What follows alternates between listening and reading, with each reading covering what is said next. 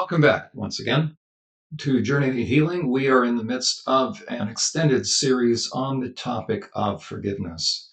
Because as we are dealing with boundaries, a crucial topic that comes up is, do you have the right to set boundaries? And what happens if someone who has deeply negatively and meaningfully impacted you, what happens if they are not sorry?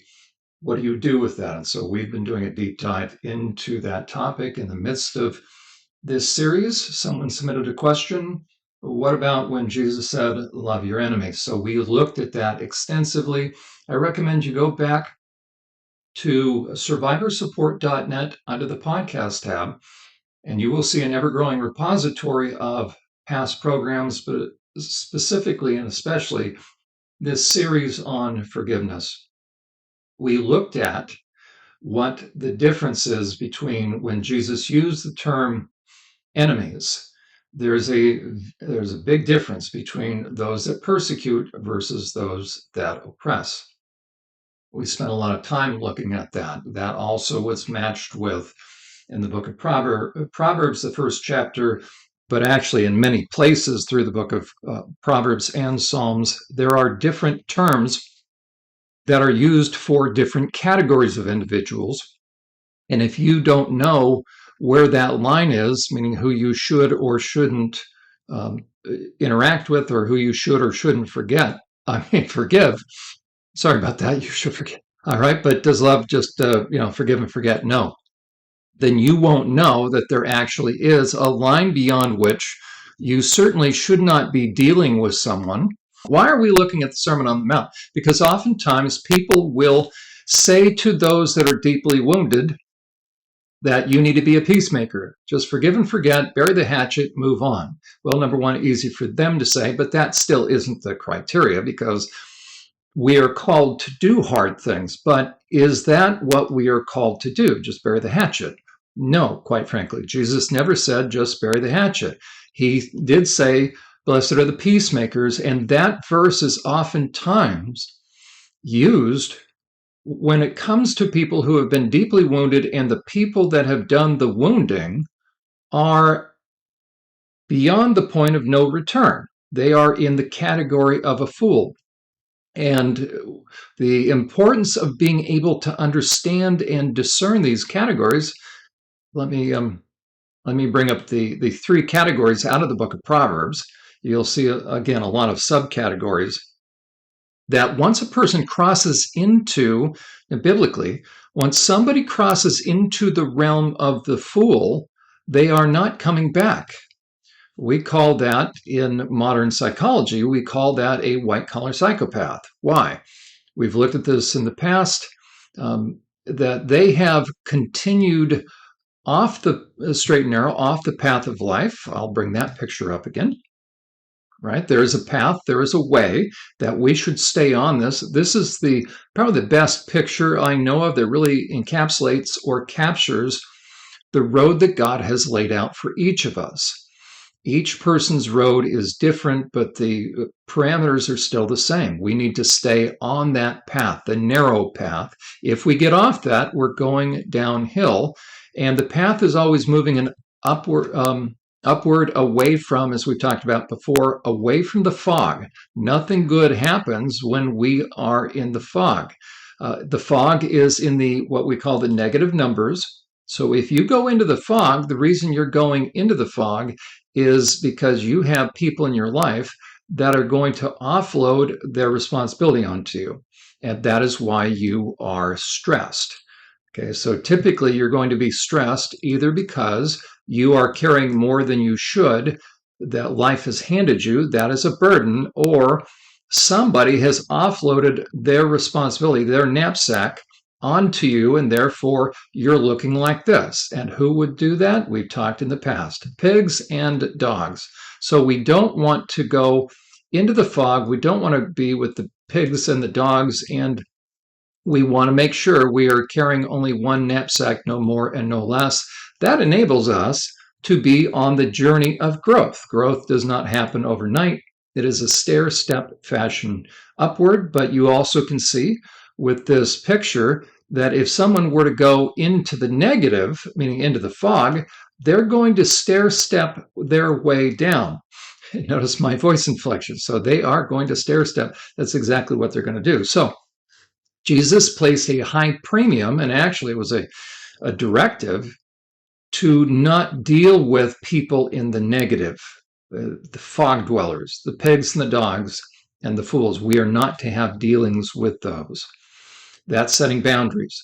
But what happens when someone doesn't just take you for a ride, but begins to target you? And that's a different category, because once you're out of the fog, then it's not self-imposed pain. So if you're in the fog with the pigs and the dogs, then you have brought it upon yourself, right? So Jesus said, do not cast your pearls before swine. Don't give what is special, what is holy, to dogs. People outside the home, those would be the dogs. Inside the home, those would be the pigs. We're not even to Matthew chapter 5. We're looking at the Beatitudes, where it says, blessed are the poor in spirit, and blessed are those when you are persecuted. Those are not the dogs and the pigs. Okay, those are self-imposed pain, or that's self-imposed pain. What we are talking about is if someone is on the straight and narrow and they are moving upward, so they're not dealing with the people that are going to take them for a ride. And on that path upward, we're going to go through stages of personal growth. And again, I recommend you go back and you look at some of the past programs, because we've looked at extensively then what happens once you are on the way to growth. That's when you're going to encounter actual evil, actual enemies, well, and evil. And so the question is, when you encounter people that you haven't allowed into your life, you're now walking in wisdom, and they begin to target you. What then? What do you do? And that is where the Beatitudes, or in Matthew chapter 5, come in. That is where we begin to see that there are two categories of individuals. And again, we've looked at this extensively over the past few weeks. There are two categories of individuals that have God's heart. Those that are on the receiving end of injustice, and those who are willing to step in to stop injustice. There are two categories of people that can perpetrate injustice. One is someone who is actively doing injustice, but doing that out of ignorance. Who does that remind us of? That should remind us of the Apostle Paul. So that would be in the category under persecutors, also the Roman soldiers at the foot of the cross. They were enemies, but they did it out of ignorance. Look at the other category. Those are oppressors. Persecutors are eligible for forgiveness. Why? Because they have not gone too far. Look at under the mocker. They're certainly in a bad category. Look at straight up. Do you see his reproof, his woodshed discipline, his rebuke, his anger? And then his judgment is right on the line. Now, again, this is my own subjective sense, but I challenge anyone. Go ahead and create your own chart. Begin the process of trying to figure out if, in fact, these are categories. And they are, because look at the three primary categories from Proverbs chapter 1, verse 22. And these are categories that God has no tolerance for, meaning if they continue in that, read what happens at the end of Proverbs chapter 1. Look at how God responds to those individuals. Very different condition in their heart of hearts, but they have a very stark surprise. Right? By the time they've resisted God's spirit and God's warnings, they are open to, and they are going to find themselves on the receiving end of God's justice. And we have looked at this chart. So this chart, you may want to take a screenshot of that, blow that up, and kind of look at that for a while. The bottom half, the reds and yellows and pinks, that has to do with what goes on the inside of us. Again, we've talked about that in the past, that the further somebody goes from left to right, our little guy over in the kind of middle upper left hand corner, he has, we'll zoom in on this, he's hopped the fence. He's becoming increasingly selfish. He's moving from left to right. The degree of selfishness is increasing, and therefore the degree of negative impact or personal injury on someone else. The green arrow represents the sighs and the cries and the prayers, the pain that ascends to heaven, rises to heaven. God collects that in a bottle, Psalm 56:8. And if you were in my class, I would ask, what is the word tears also in the Hebrew? And you, of course, would tell me that represents wanderings. Why? Because the kind of evil that we're talking about, as it progresses, as someone becomes an oppressor, crosses that line, then their motivation is different, and they will target those that are defenseless. Actually, they'll target two categories, and we're going to, again, look at that tonight. They'll target the defenseless because they get a rise out of that. That makes it gives them a high.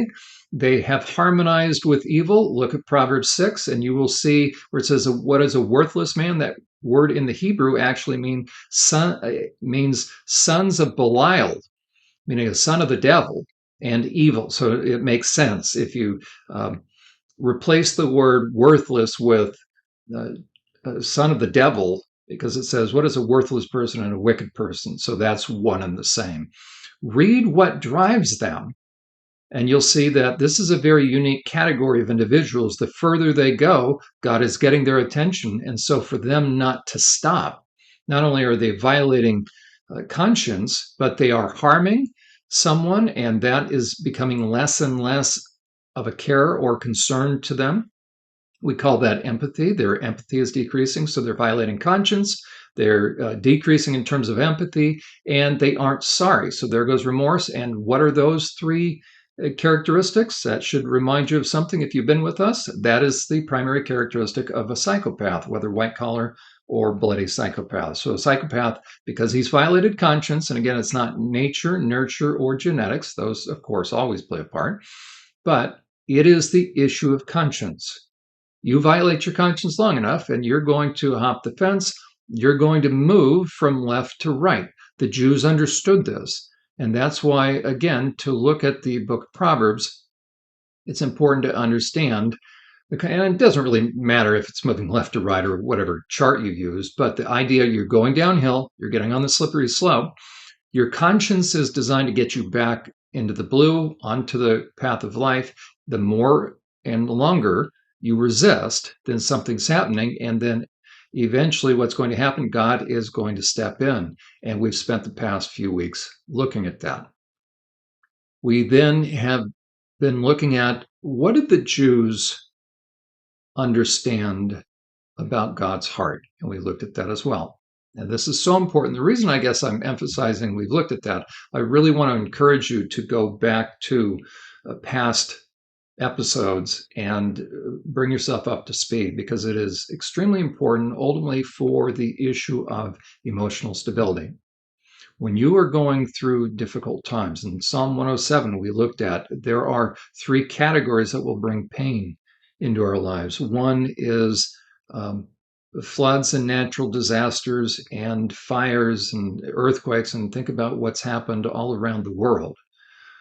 We have had horrific disasters that have just taken place that have killed thousands and thousands of people. That is pain from living in a fallen world. Now, if there's negligence, that adds to it, because now that has to do with people.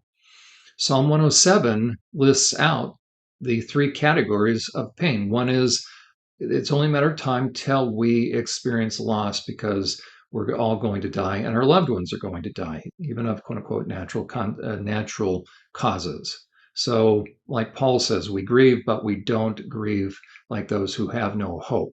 So we're going to experience pain because people that we care about will leave us. We're going to experience pain because we live in a fallen world, and pain and death have intruded, but pain has intruded. Then you add people to that. Now it's a whole different ballgame, because people can be the source of pain, the primary source of pain. Now the question is, to what extent do they care? To what extent was it avoidable? To what extent are they sorry? And To what extent are they doing it maliciously? And those, quite frankly, are the different categories. The worst category of pain is brought about by those who are in the extreme category, the oppressors. Again, we looked at, and so the fool will be an oppressor. As a matter of fact, you can see the white arrows.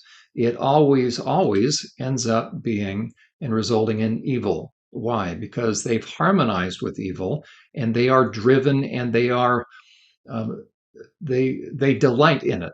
So they derive a sadistic sense of satisfaction, and I'm convinced many of us know that. So God is aware of the different categories of pain, and He wants to help each of us as we go through very deep valleys, though we go through the valley of the shadow of death, when we go through the dark night of the soul. The most profound kind of that, dark night of the soul, is through oppression. But when we also go through natural disaster and tragedy, so He wants to be in there.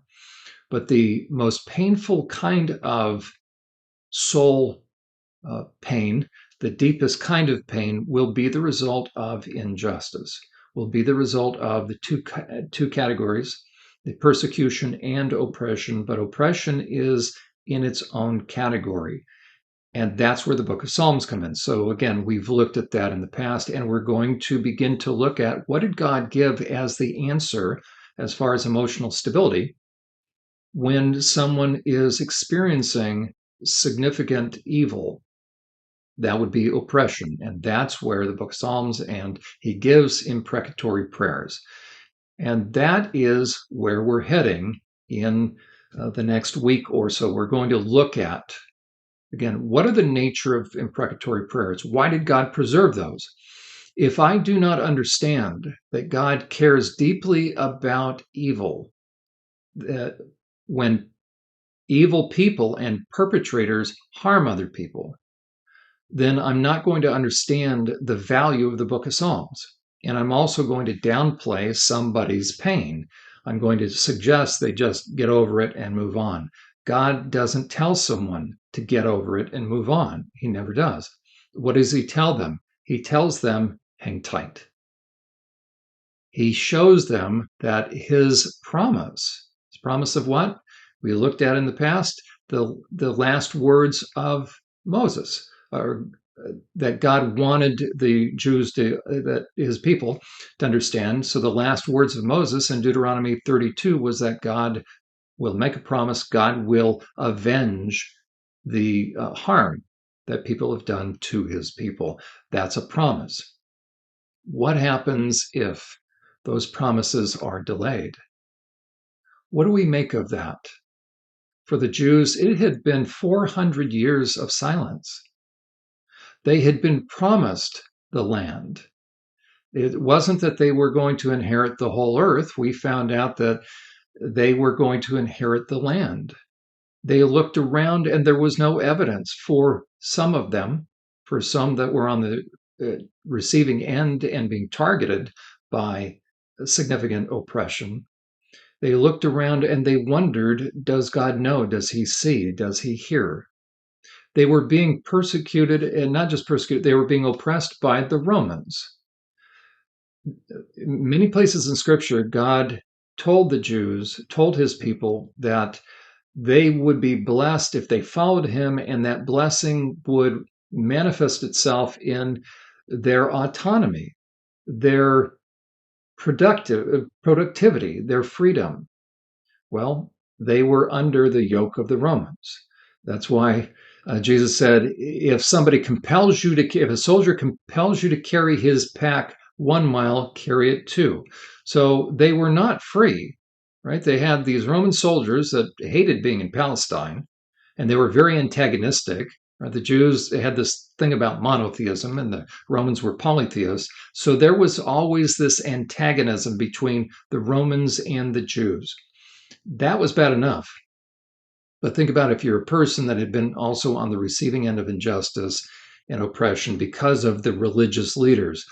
That was a theocracy, and you had no choice but to go along with what the scribes and the Pharisees and the high priest through the Sanhedrin, the edicts they gave. They created traditions, and they uh, raised those traditions higher than God's laws. And so people became slaves, as it were. So they were oppressed by the religiosity of the religious leaders. Then there were, shall we say, myths that if someone was going through something difficult or contracted a disease such as leprosy, that they were cursed, or they certainly weren't blessed. So they were cursed by God. How about a barren woman? Do you remember Elizabeth, the mother of John the Baptist? She was older, and what happened? She had been barren. She had not been able to conceive. That was a stigma. So they lived with that under the false assumption that if you were poor, if you were not physically healthy, that you were somehow under God's judgment. Read the book of Job, and his supposed three friends were coming after him. They were not friends, by the way, but they were coming after him with the assumption that, and they were actually taking a sadistic sense of satisfaction themselves at Job's misfortune, at Job's pain. Job kept asking them to go away, and they would not. But if you read the book of Job, so much of what is said to him by those individuals has to do with, and it's really just rubbing salt in open wounds, so to speak, that, hey, Job, if you were right with God, none of this would have happened. But we know you have hidden sin, you have pride, because God is really trying to teach you a lesson. What a horrible thing to say. So they were oppressors as well. So in the days of Jesus, when he came on the scene, those that were seeking God, those that wanted God's best, had questions. They had questions as far as, did God know? Did he see? Had he forgotten? Why? Because of the delay. So Jesus's first sermon in his hometown of Nazareth, if you will remember, what did he quote out of? He quoted out of a very famous messianic psalm. I'm sorry, out of a passage in Isaiah. We looked at that before. We're going to look at it again because this will form the basis of his first very large public address, as we looked at last time.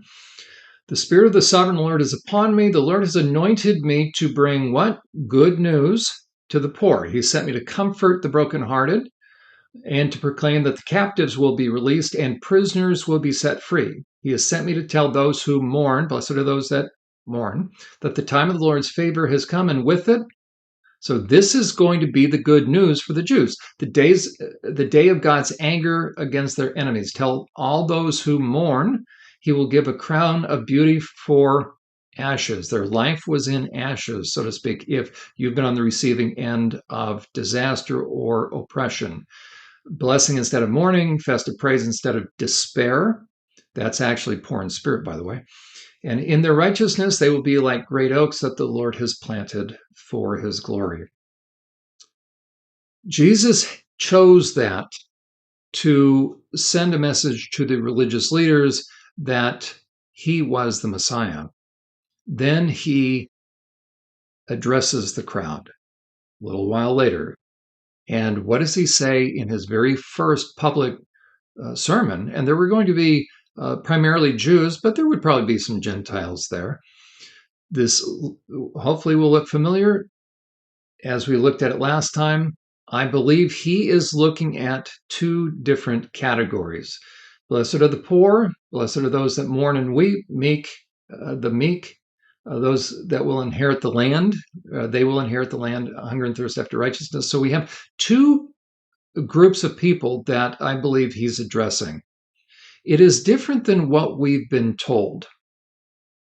If you've been around church for any length of time, what you probably have heard is this, that the opening of that first major public sermon or teaching has to do with the steps of spirituality. And you probably have heard it, and I just listened to a sermon of somebody that I've been following for about 40 years, and he's one of my favorite. And I was curious, how would he interpret this? So I went back, found this. This was from the late 70s, quite frankly, when he exposited the book of Matthew. And what he did is very typical that you're going to hear from a lot of pastors if they're going through that passage. So I want to compare and contrast what most of us have been told about that section with, and I'm going to be so bold as to say, with how Jesus meant for the listeners to hear this, because he's come to give good news. And the good news, of course, as Paul talks about, it is the gospel. It has to do with reconciliation between us and God.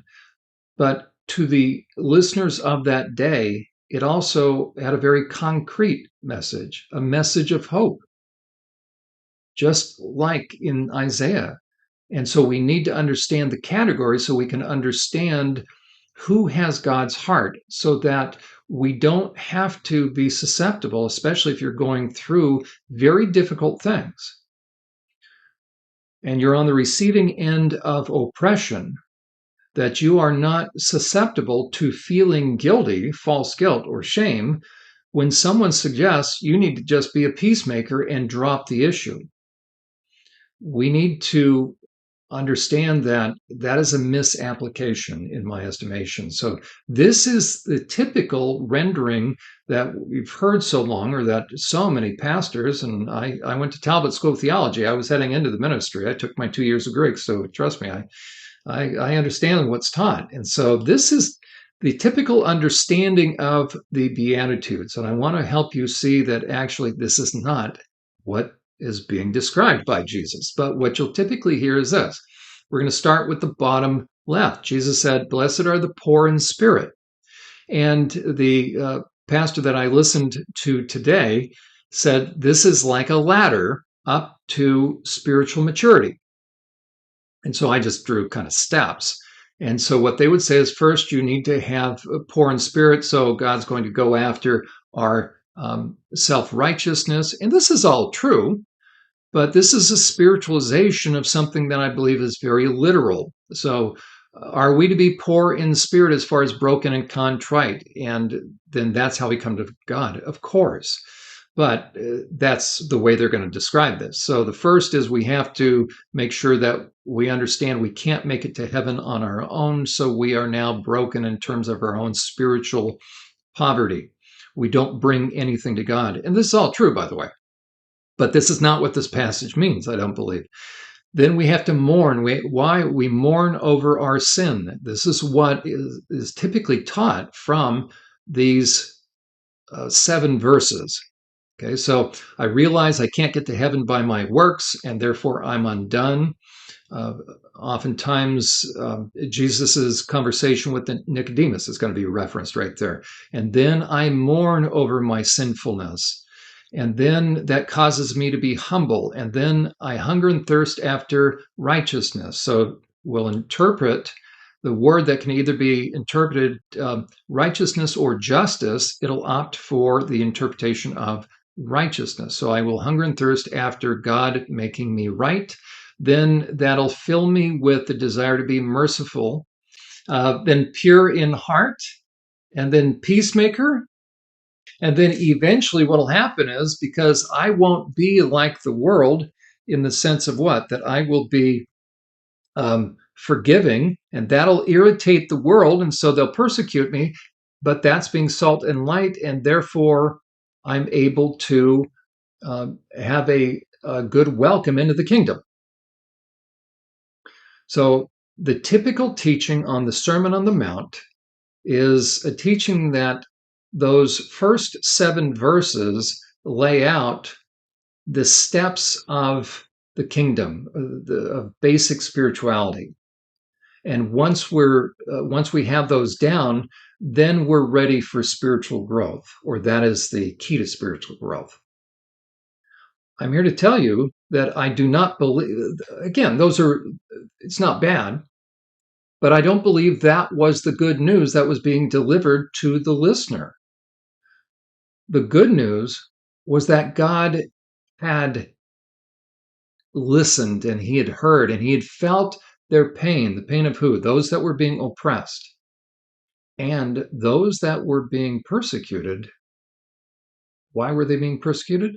Because they were stepping in to protect, because they had God's heart. And when we come back from the break, we're going to look at, again, how do you, I believe, properly interpret that so that when you are going through the most difficult of things, which has to do with injustice, which has to do with evil, how do you maintain your emotional stability? We will look at that next on the other side of the break. Are you or someone you know a survivor of abuse and wondering where to turn for trustworthy help and insight into the effects of such abuse? Ever wish you had access to a resource that could help you continue your progress in healing? SurvivorSupport.net is that resource.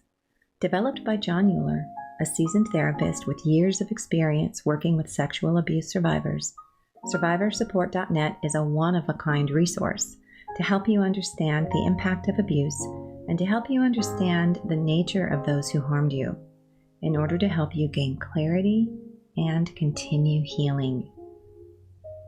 If you are interested in speaking with John Euler about your situation or in having John conduct a consultation or a training for your church or organization, SurvivorSupport.net serves as a convenient method of contacting him.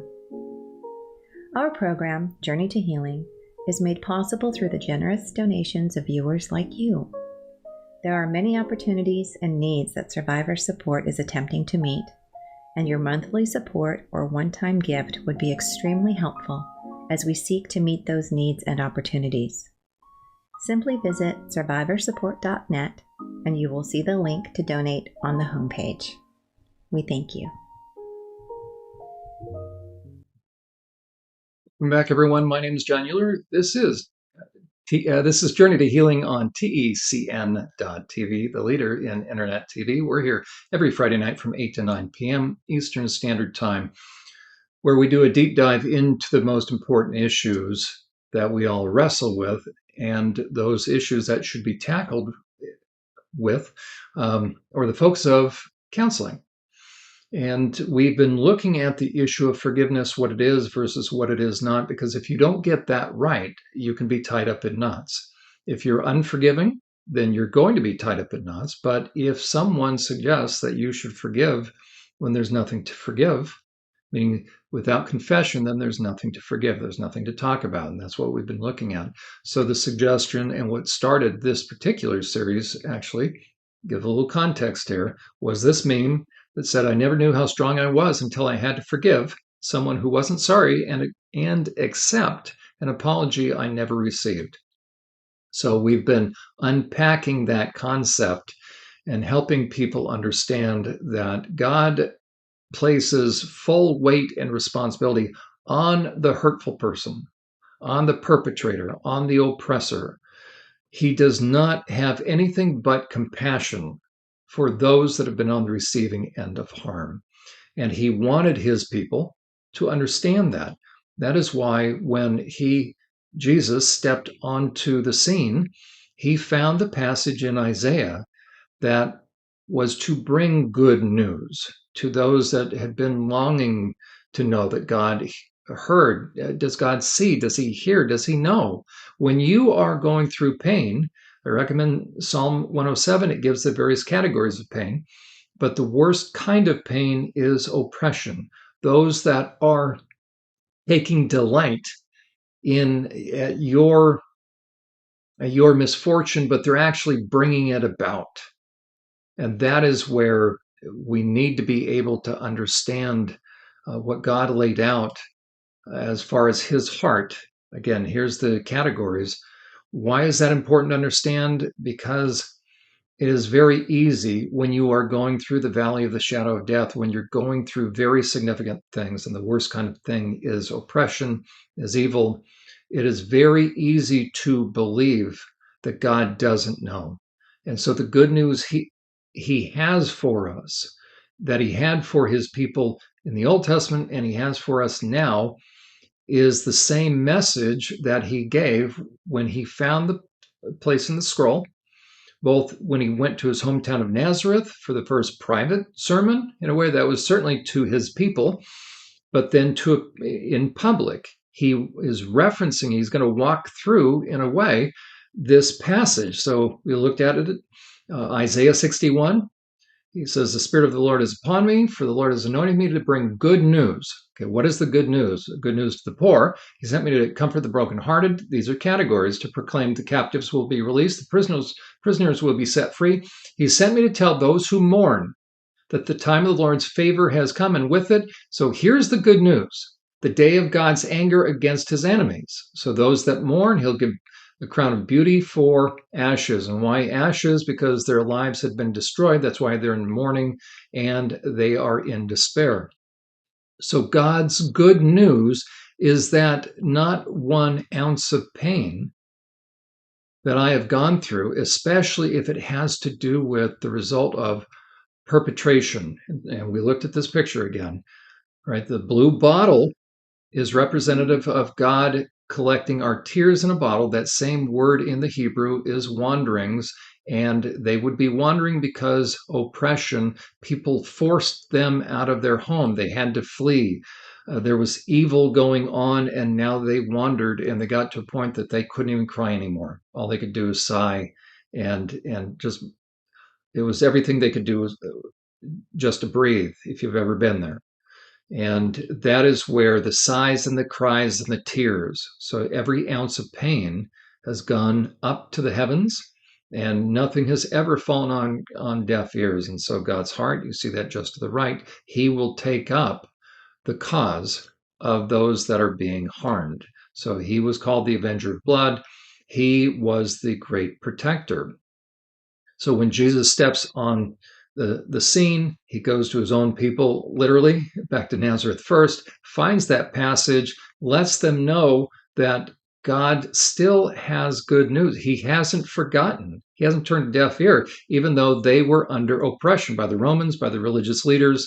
And then when he does his first public sermon, instead of seeing if you go back and read it, or if you've ever heard a sermon, probably what you've heard is that these are stairs to spiritual maturity.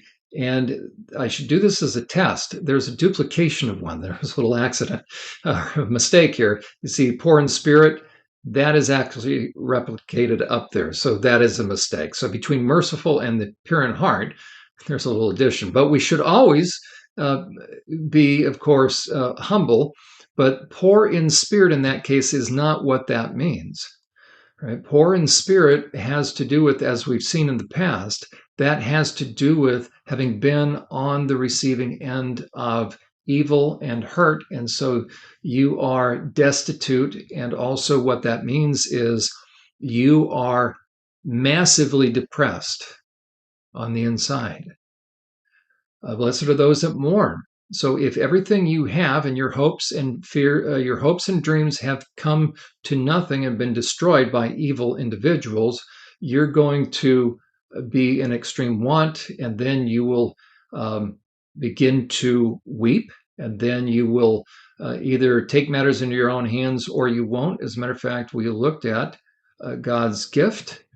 And his gift is that he promises that he will take care of it. And there's our picture. What a great thing, in the sense that if I don't have any other option, I may go to jail if I have to take matters into my own hands. So what a neat thing out of God's mercy that he has made a promise to avenge our pain. So again, as we're looking at what's called the Sermon on the Mount, the reason why this is so fundamental and foundational, in my estimation, to spiritual stability, to being able to maintain when the pressure increases, when patient endurance is required, is because the key to stability is knowing that God sees and he knows and he hears, he hasn't forgotten, and that he is a promise-keeping God, and that he will avenge. He will take up my cause. That is why nearly half the book of Psalms are imprecatory prayers. That is the key to stability. If you've ever gone through something very difficult, if you don't feel in your heart of hearts, whether you know it or not, that God is there, I'll tell you what you'll tend to do. Any of us would. When we're going through a crisis, we're going to turn to something to help alter our mood or help us contain ourselves. So we will immediately possibly call someone as though that is helping, that can help. That can help ease our burden. There's nothing wrong with that. I mean, David went to the high priest when Saul was chasing him. But how many people will talk to people? How many people in pain instead of talking to God? How many people miss out on what God has for them because deep down inside they don't believe that God cares? And it may not be their fault. What it means is this: well, it's their fault in the sense that until they know what the issues are that's blocking them from feeling God's care and concern, then they won't tend to go to God first. Why? Because deep down inside, they don't believe that God cares.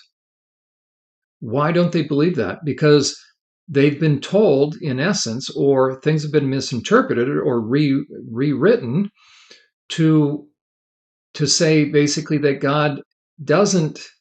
What He cares about is our just sucking it up and moving forward, and us having the responsibility to quote unquote be peacemakers and to make nice with oppressive people. And so prior to the break, we looked at this stair step like fashion that unfortunately a lot of pastors will interpret the Beatitudes, these seven verses or the 7 steps there, as though it's spiritual growth, and it is not. What is the best way to understand what Jesus was talking about so that we can derive the same kind of comfort? Blessed is those. It doesn't, yeah, it can be interpreted happy, but I don't believe he was saying that. I think how he was using that term, another meaning is um, to be enlarged or to be filled. So it's not happiness that we're after, but it's a sense of satisfaction. Same thing with joy. Joy has nothing to do with happiness. It's a settled sense of of assurance. When Jesus was just hours before being betrayed and tortured and murdered, he told his disciples that he wanted them to have his joy, and that he was going to give them a a gift that the world could not give. This is in John chapter 14. He said, a gift of peace, peace of heart and peace of mind. So in the midst of the chaos, in the midst of when all hell is breaking loose, God says, I will be with you through the fire. I will be with you through the flood. That's literal fire and flood, the natural disasters, but most importantly, oppression. When people have targeted you, when white collar psychopaths, worse than pigs and dogs, that they're targeting you and they're going to punish you. If I don't believe that God understands and I don't believe he hears, then that won't be the place I will go for my comfort. And eventually I will start to lose faith.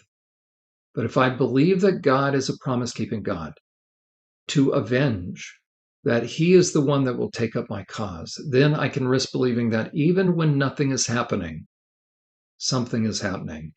So here is what I believe is the best way to understand the Beatitudes that Jesus was talking to. So Matthew chapter 5, verses 3 through 12. It's also in Luke chapter 6, and it's an abbreviated version of the Sermon on the Mount. This is the best way to understand it, in my estimation, as Jesus began to speak. He was referencing the same categories as in Isaiah 61, and this is what I believe he had in mind. He's looking out over the crowd, and he's first talking to give hope to 2 categories of people in the midst of that large crowd. He's talking to the oppressed, and I painted them in red. And then to the protective. He had a special message for those people. The only way, in my estimation, to understand the Beatitudes, Matthew chapter 5, verses 3 to 12, is not to view it like it's steps to spiritual maturity, though those can, I don't really have a problem with that interpretation, but, I do in the sense that people need hope, and they need hope when faced with oppression, that God is going to act on their behalf. And if you tell someone to take that middle step, right, where it says the peacemaking, and you say, you know what, just suck it up and make nice, that is not the way to interpret. That is not God's heart. The way to understand that passage and to help encourage people is to say, if you are in one of those two categories, you have a special place in God's heart. And so he was talking to those two categories and the ones that needed it most, the message of good news. So Isaiah 61 is to the oppressed. So we're going to again look at the little red folks out there. Okay, it was just, I needed a color to point them out. So in the midst of the crowd, he knew there were people that were on the receiving end of heinous individuals, oppressive individuals. And so look at the progression. He's first going to say, blessed are the poor in spirit. Again, we've looked at these definitions in the past. I recommend you go to SurvivorSupport.net under the podcast tab and spend time looking at, listening to those. But again, here's a summary. Somebody who is needy, who is brokenhearted, who is shattered, who's afflicted, who's weak, who's deeply depressed, and reduced to begging. Why? Because somebody evil has targeted these individuals. That's why they are poor. That's why they are aliens. That's why the Jews knew that God was going to judge them based upon how they took care of the widows. That could be oppression or natural disaster or natural death. The widows, the orphans. So these are people that are vulnerable and they have no protection. But what about the aliens? So the widows, the orphans, and the aliens. Aliens were only an alien because of oppression or natural disaster, like we've seen just this past week in Libya, where people's lives have been destroyed. Upwards of 20,000 people have likely died because 2 dams gave way. So that would certainly cause someone to be poor. But we're going to see with the next category that people that are going to intervene are going to be persecuted. And so it's more than likely that poor in spirit has to do with on the inside. They're so downcast that they are significantly depressed. So again, poor in the spirit. What happens if your life has been turned upside down by somebody who is evil and they're continuing and they won't stop? You then will be in mourning. That means deep lament, bewail, grief over hope that does not manifest itself. So it's just a profound sense of grief, overwhelming sadness, and it also means to cry intensely. So if somebody has destroyed your life, if somebody's come after you in a significant and meaningful negative way, they've destroyed your life where you don't know what's next. They've turned their sights on you. A business partner that embezzled against you, you stopped them and now they go after you. A whistleblower and they go after you.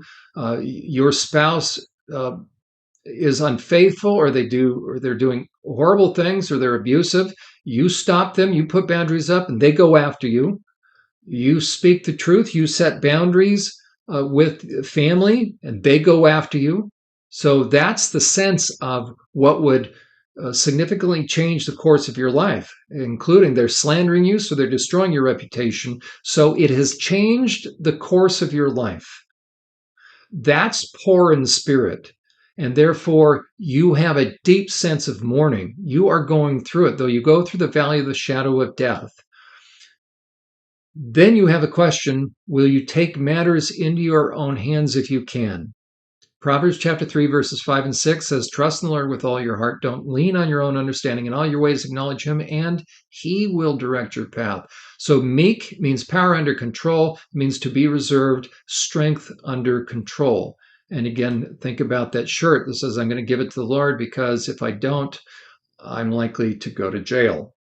And then that fourth category that Jesus mentions. So he's going in order. Those that hunger and thirst after, and it's usually interpreted righteousness, but that's the same word can also be interpreted justice. So isn't it interesting? Very few versions. Now the NLT interprets it justice. And what the word means is to crave ardently, meaning hunger and thirst, to crave, painfully longed for, and desire earnestly. And if somebody has destroyed your life, you are hungering and thirsting after what? After justice.